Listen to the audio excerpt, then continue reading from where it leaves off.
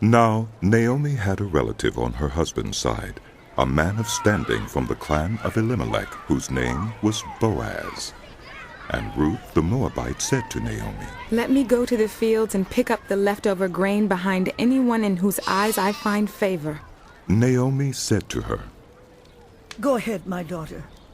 So she went out, entered a field, and began to glean behind the harvesters.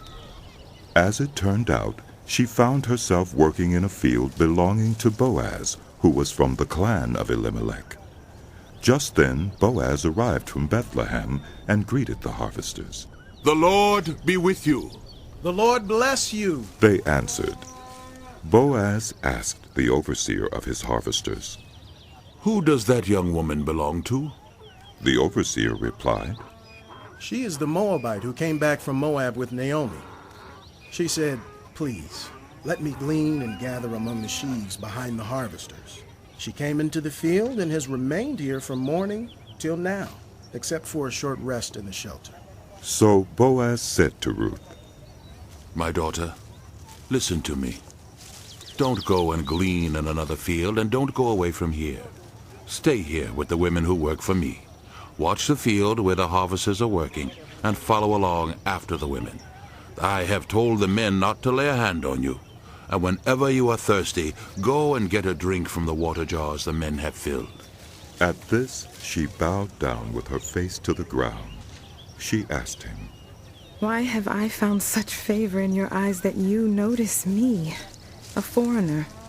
Boaz replied, "I've been told all about what you have done for your mother-in-law since the death of your husband. How you left your father and mother and your homeland and came to live with a people you did not know before. May the Lord repay you for what you have done. May you be richly rewarded by the Lord, the God of Israel, under whose wings you have come to take refuge." May I continue to find favor in your eyes, my lord. You have reassured me and have spoken kindly to your servant, though I do not have the standing of one of your servants. At mealtime, Boaz said to her, "Come over here. Have some bread and dip it in the wine vinegar." When she sat down with the harvesters, he offered her some roasted grain. She ate all she wanted and had some left over. As she got up to glean, Boaz gave orders to his men. "Let her gather among the sheaves, and don't reprimand her. Even pull out some stalks for her from the bundles and leave them for her to pick up, and don't rebuke her." So Ruth gleaned in the field until evening.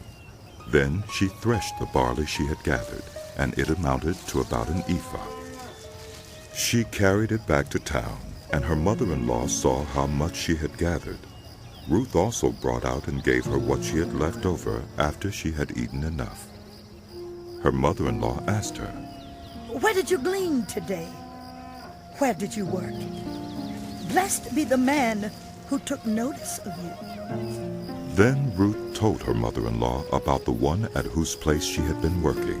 "The name of the man I worked with today is Boaz," She said. "The Lord bless him. Naomi said to her daughter-in-law, He has not stopped showing his kindness to the living and the dead." She added. "That man is our close relative. He is one of our family guardians." Then Ruth the Moabite said, "He even said to me, 'Stay with my workers until they finish harvesting all my grain.'" Naomi said to Ruth, her daughter-in-law, "It will be good for you, my daughter, to go with the women who work for him, because in someone else's field you might be harmed." So Ruth stayed close to the women of Boaz to glean until the barley and wheat harvests were finished, and she lived with her mother-in-law.